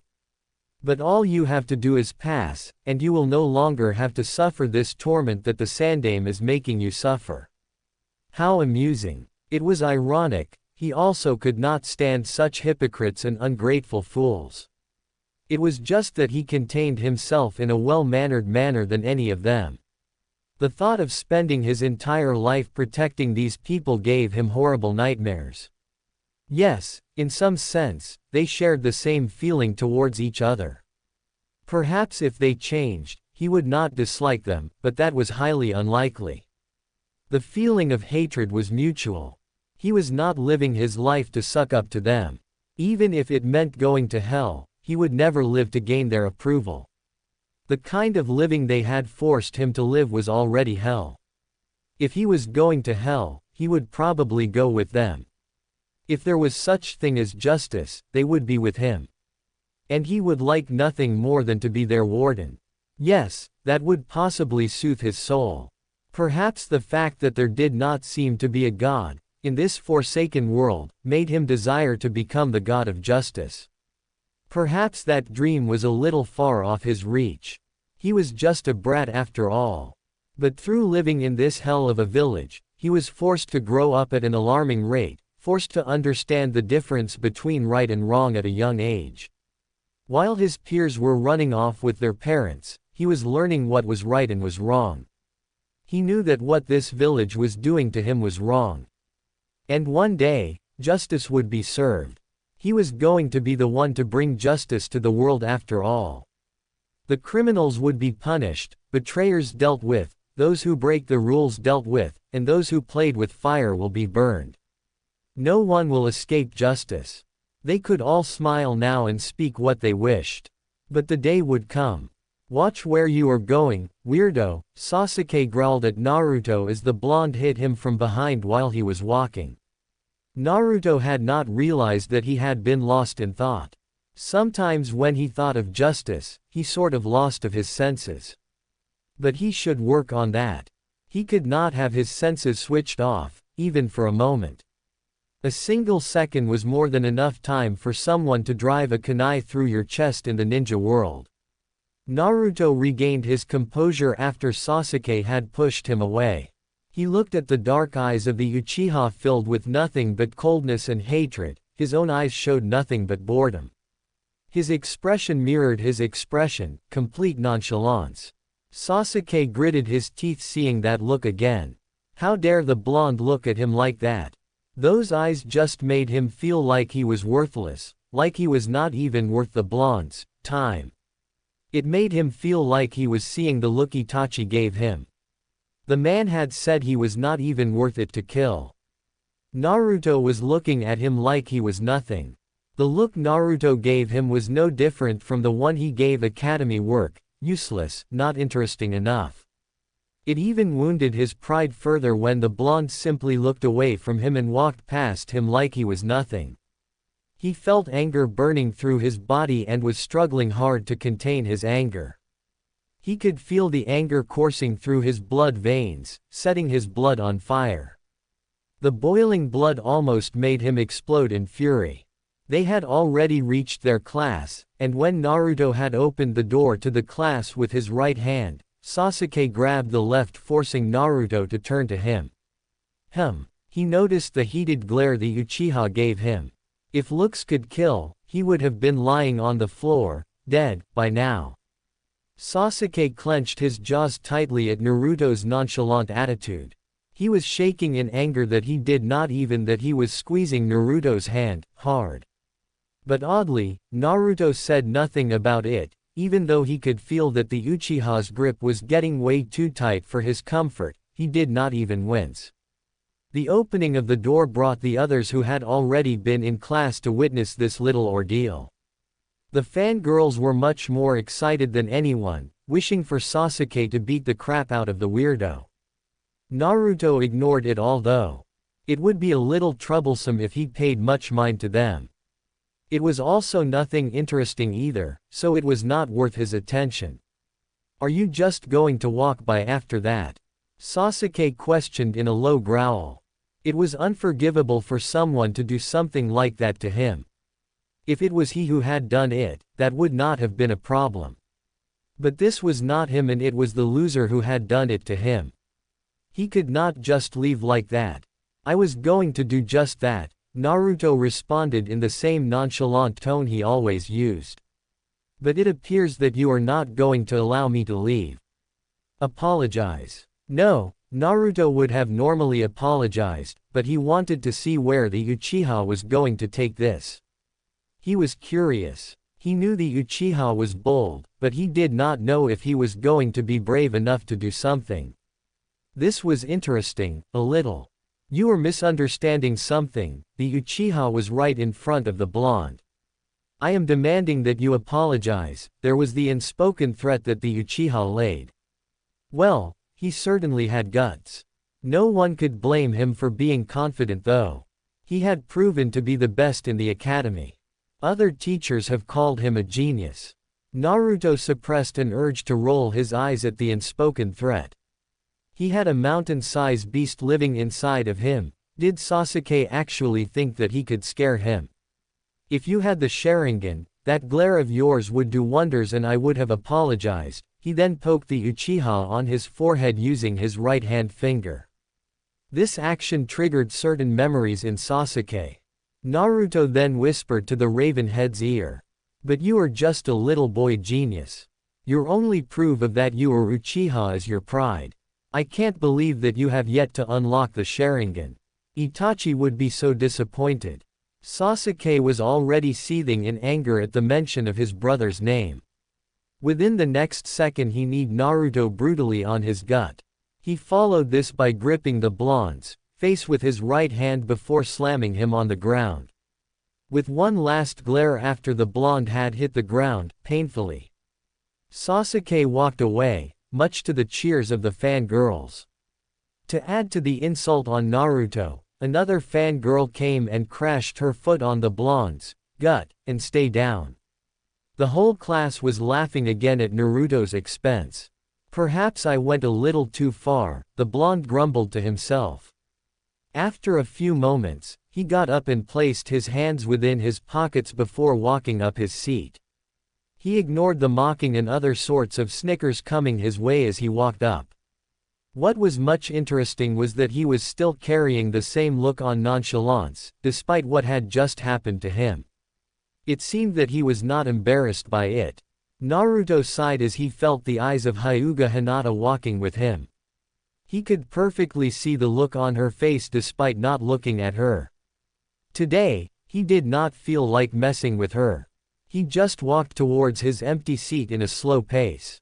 Despite his lack of response, the Hyuga still stared at him with her concerned gaze lingering at his form. It was surprising that the Hyuga could stare at him with such concern. Most Hyugas were mostly indifferent towards him. But this one was different, and a little creepy.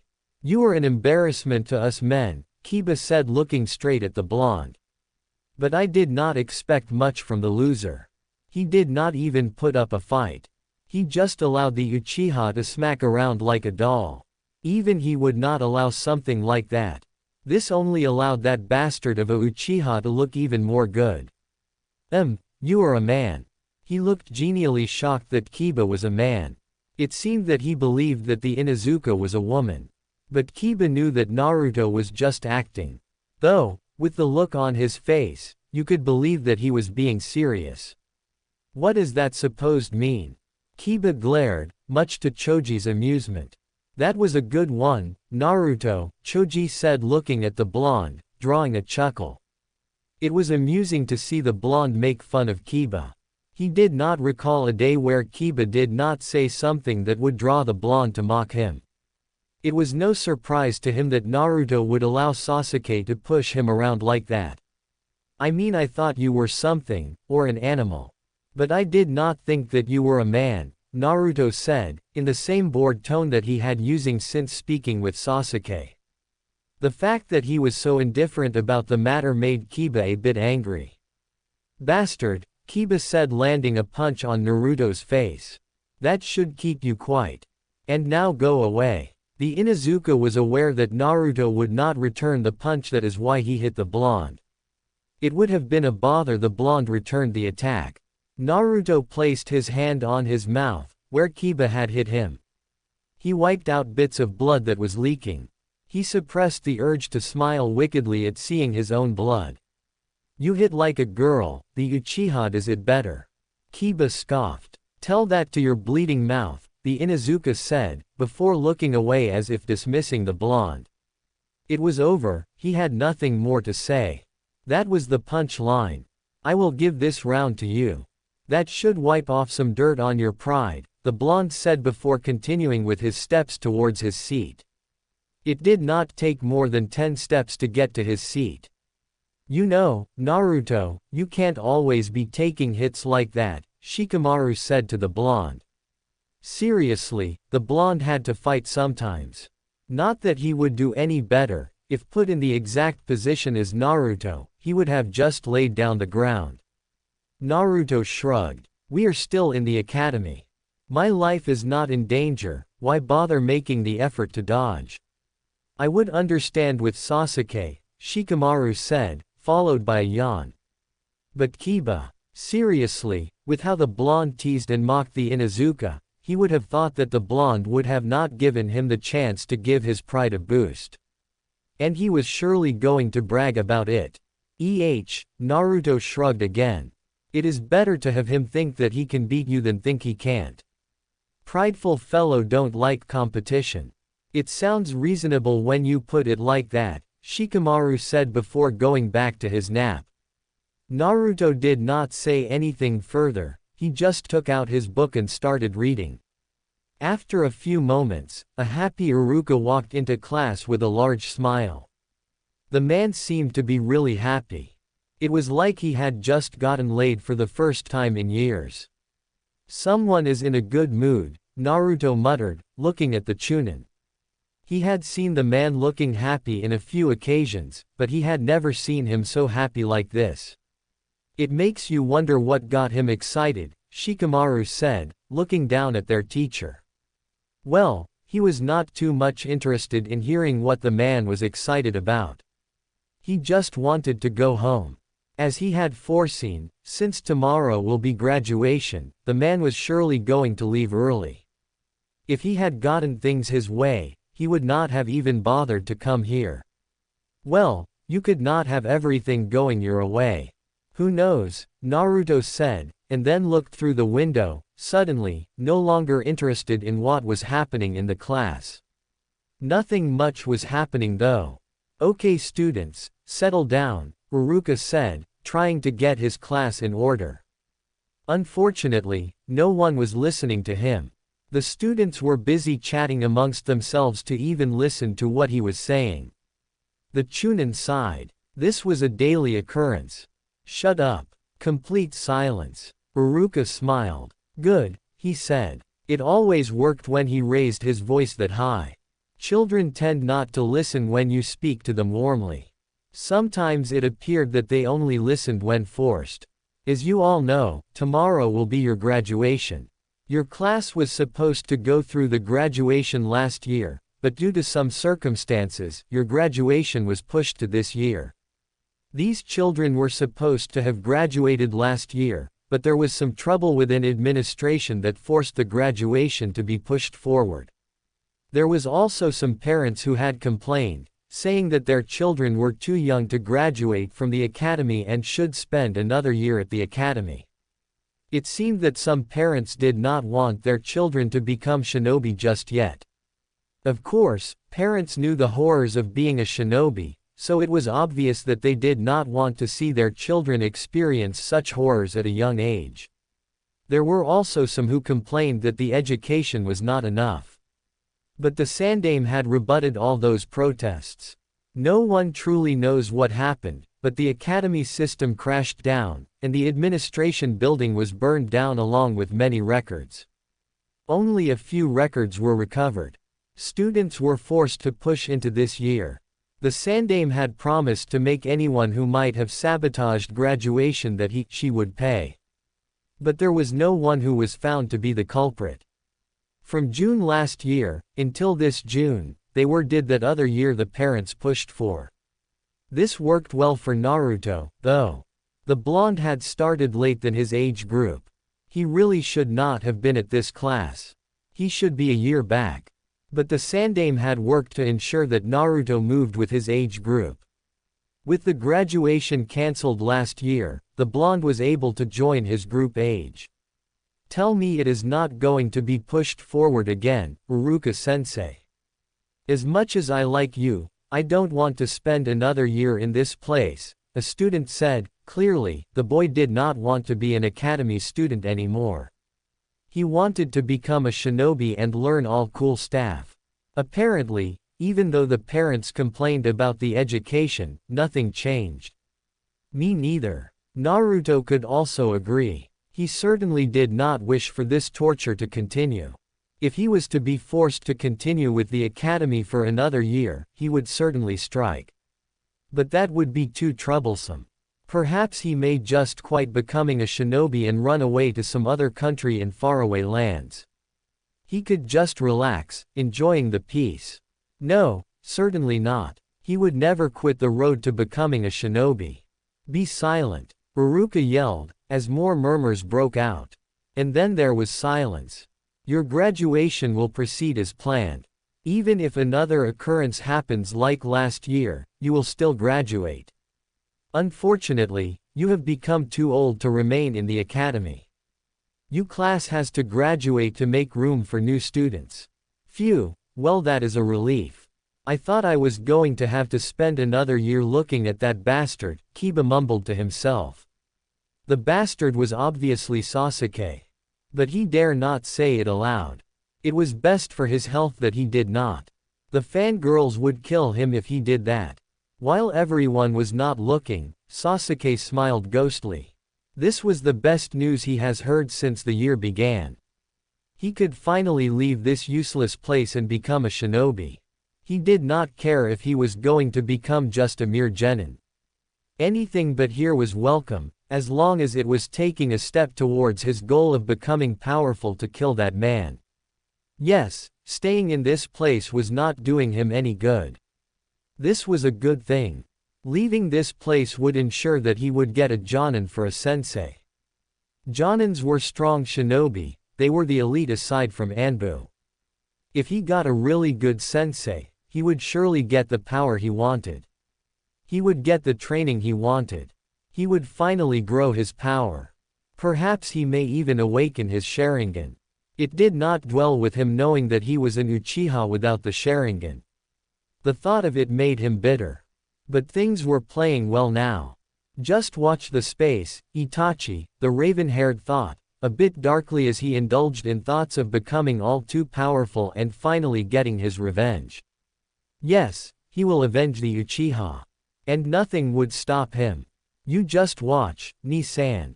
Uruka sighed. He had expected them to behave like this knowing that they were going to graduate. Don't worry. You will graduate. In light of this, there will be no classes today. You are given the time to prepare for the exam tomorrow. And the round and another of cheers erupted. Shut up, and then there was silence. If you continue to make such noise, I will change my mind and have Mizuki take you out of the village for survival training. That got them mute. As I was saying, after Uruka had finished his little speech, Naruto sighed. He could not believe that he had come here for this. If he had known, he would not have bothered to show his face in this place. I can't believe this, the blonde muttered. Believe it, Shikamaru said. I would have told you before Uruka came, but I thought, why not sit this through with you? Naruto ignored those words. I would have been having a nice dream now, the blonde said. He would have been sleeping somewhere in the forest of death. To think that he had wasted time coming here. Uruka would not have searched for him knowing that there would not be any classes. But then again, the man would have searched for him and forced him here as punishment for ditching class. Me too, Shikamaru said. That is if his mother did not wake him up. She never did like him oversleeping. But he had worked around that problem. Come on, guys, it is not that bad, Choji said, with a bit of a smile. He sighed, knowing he would not convince them otherwise. Are you going to be training Shikamaru? I will if I go home. His mother would force him to train in preparation for the exam. He did not want to do any training. He was confident what he could produce at least a minimum of what he had learned in the academy so far. I am going to train with my dad. He said he would teach me a few things, Choji said, standing up. But before he could say anything further, Kiba showed up. How are we going to kill some time? He asked, thinking that his fellow classmates would be thinking of doing something else other than training. I see you are thinking of leaving me behind, again, Shino said, butting in. It would not be the first time they do something without him. They had left before in this little group, and he was not going to be left behind again. No one is planning anything, Choji said. Come on Shikamaru. Let us go, perhaps we will stop at my family's restaurant to get something to eat. But I am not going with you at your home, Shikamaru said, standing up. He did not want to end up training with Choji. He would rather go somewhere safe and watch the clouds. You are not going to be doing anything? Kiba questioned. Come on guys, we have to take this opportunity and use it well. Sorry, but I already have plans with my dad, Choji said, walking away with Shikamaru. The latter did not even bother to think for an excuse. He just followed his friend silently. Kiba was now left with two weirdos. Before he could say anything, Naruto spoke. You should go home, Kiba. I think Akamaru wants to teach you something. The blonde was already walking away as he spoke. Kiba wanted to retort so badly, but he could not think for anything. So, he settled for this. Looks like it is just me and you, Shino. Naruto saw that Uruka had yet to leave. Most of his classmates had already left the class. The man seemed to be busy with his paperwork, so Naruto did not bother to say something.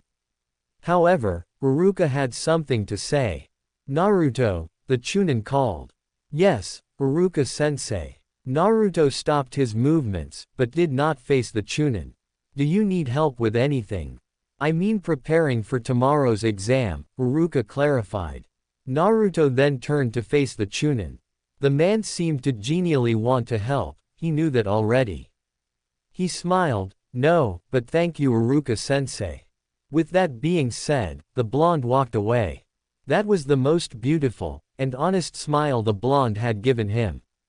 It made him happy. Naruto had never even said thank you to him before. But it was not like he had done anything special for the blonde. Each time he tried to help, the blonde always turned him down. Perhaps he was thanking him for the thought. Perhaps the blonde knew that he really wanted to help. Naruto closed the door as he made his way out of the classroom. He needed to kill some time. I wonder what I will do to kill some time, the blonde mumbled as he made his way towards the exit of the academy. He had the whole day to himself. He needed to do something that would keep him captivated for a little while longer. Perhaps that man will finally show himself before me. It is his presence I felt, the blonde finished in thought. Hokage's office. The Sandaime smiled seeing the smile Naruto gave Uruka. It was a rare smile that the blonde gave every now and then. It was not that the blonde could not smile, he could, but that was just a smile that one did not get to see often. It was a smile that made him think that everything would be alright. There was no devil who could smile like that, right? I have not seen you smile like that in a while, Jiraiya said as he appeared out of nowhere. His appearance nearly gave the Sandaime a heart attack. But then again, I have not seen you in a while. Damn it, Jiraiya. Don't just appear like that, the Sandaime said after his recovery. Seriously, he was not as young as he had been back then. This old body was fragile and could do without some shocks. You are getting old, sensei. Jiraiya said. Certainly, the man would have sensed him before he even appeared in the office. He was called the god of Shinobi after all. But he had become old now. He was no longer the same. That, however, did not make him a weak shinobi. It is not a secret, the Sandaime responded mildly. How have you been, my boy? Good, Jiraiya answered. I was wondering when you would finally come back to the village, the Hokage said in a neutral tone, staring deep into the eyes of his former student. I was busy gathering intel, it was the same response he always gave. The Sandaime was not surprised. Tell me them, will you see your godson this time? The neutral tone was kept as he spoke. He could speak about other matters later, this one needed to be solved quickly. He wanted to see what his options were.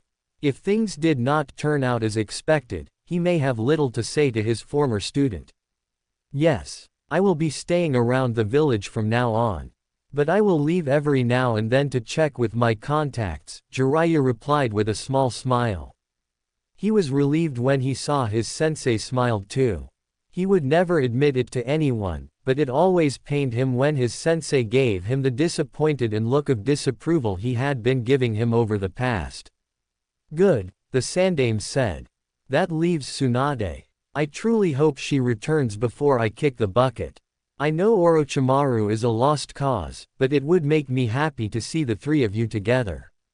That has been my wish, too, Jiraiya said before changing the subject. How is he? Flashback. Demon, get out of my shop. A shop owner hissed, glaring down at a 5-year-old Naruto. The man looked like he was ready to murder him with the look on his eyes. This was nothing new to him. But this time he had just done it on purpose because he knew the Sandaime was watching through his crystal ball. He had caught the old man peeping using the thing. So he knew that the Sandaime watched him more often than not. Sighing, Naruto rubbed himself before walking away from the shop. He was curious with how the Sandaime would react to this. He did not know anything that was happening. But he was sure that there was something that he was not being told that was happening. The first thought would be that the villagers did not see him as Uzumaki Naruto, but as a thing or a demon. He did not know what that meant. But even since the orphanage, he has been called that. Some even called him monster. It nearly broke his mind to being called with such names, and the amount of hatred the villagers poured out to him. Even when they spoke the names they called him with, it had so much venom that it sent chills down his spine. He did not know much about hatred or anything, but he was certain that the looks the villagers gave him were pure hatred. Thing, demon, and monster, all these names had him curious. Was he really a monster? If things continued like this, he would certainly end up believing that he was indeed a monster, a demon. Everyone looked at him with hatred and some fear. What was it that was feared? Simple, a monster. If these people called him a demon and looked at him with some barely hidden fear, then he was soon going to believe that as a monster. Sometimes even the kind smile of the Sandaime did not do enough to make him smile. By all these names he was called, he knew that there was something that was being hidden from him. He suspected that these people knew what it was, but they would not say what. Perhaps it was why they settled for calling a thing. He had heard something trying to call him something, but those close to them would reprimand saying that the Sandaime had forbid them from saying it. He assumed that there was some punishment to those who said something that was forbidden. It was all given to him that whatever mystery lied behind his fate, the Sandaime knew. Well, saying that meant that it was no longer a mystery, especially when it was obvious that the whole village knew. It was a bit sad though. Everyone else knew something about him, and yet he knew nothing. The whole village was lying to him, including the Sandame. And he could not figure out what it was that made it so. Well, he was just a 5-year-old brat, what more could he do? He also could not find anything about his parents. Everyone he asked simply said he was the spawn of a demon, while the Sandame simply said his parents had died the night the Kyuubi attacked the village. Perhaps he was truly a demon spawn. It would explain why they called him a demon, or a monster. More he thought of it, he felt like he would not really cry if was proved that he was indeed the spawn of village. At least he would know where he from. Their only thing it would prove would be that the villagers were right to call him a demon. But who cared what they thought of him? They weren't his family or anything. As far as he was concerned, he had no family. Wasn't it reasonable that he be proud of who he was then cry about it? If he was a demon, then he was a demon. There was nothing to cry about. If a demon was to come here and sneer at the villagers calling them humans, would they be angry about it? Certainly not. Why? Simple, because they were humans. Even a demon would not cry if humans called it a demon. That is, unless it was trying to fit in with the humans. Then perhaps it would pain it. He had seen it, ever since his mind could process things clearly, he had been trying to fit into this world. But nothing was happening. He was only seeing rejection. No one wanted him. Perhaps he never truly belonged with the humans after all.